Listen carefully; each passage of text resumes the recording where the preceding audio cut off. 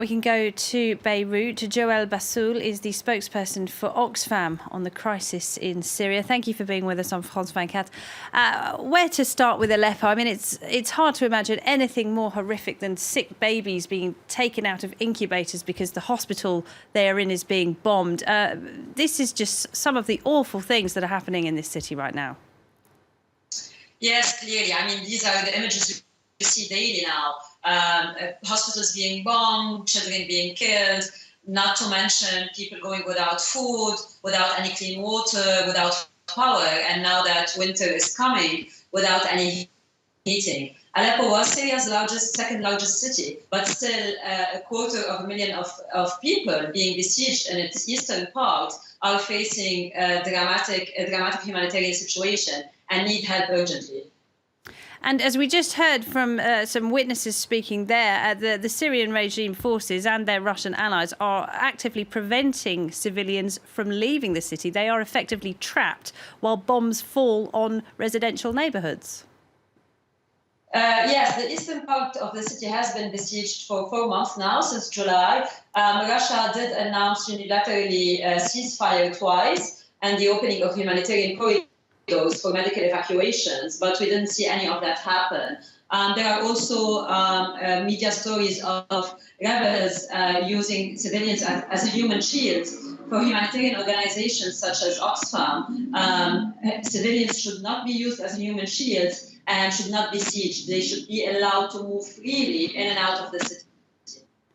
And the Syrian forces are said to be making a rapid advance on those eastern rebel-held districts.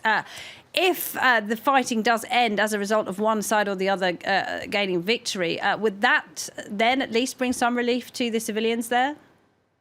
Yes, clearly. The fighting has to stop, no matter the outcome. The fighting has to stop to allow humanitarian aid in.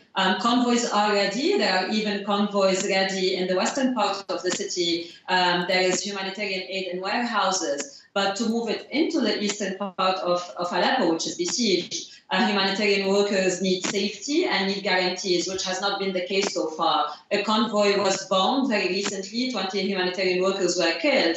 And in such conditions, we cannot deliver humanitarian aid. So the fighting has to stop and the siege has to be lifted to allow aid into eastern Aleppo.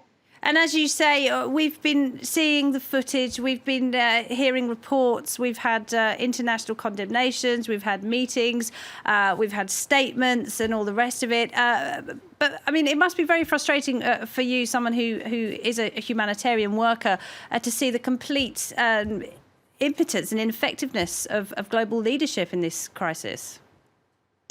Clearly, it is frustrating because we are watching and we cannot help civilians. Oxfam last week managed to move a generator into eastern Aleppo, where the main water station is situated. But this took a lot of negotiation with both parties in West and East Aleppo, so the government and the rebels. And we managed to move the generator in. Now it needs to be installed to be able to pump water to Aleppo residents. So these are very small steps, and we still remain with a situation where 250,000 people are besieged and need help urgently.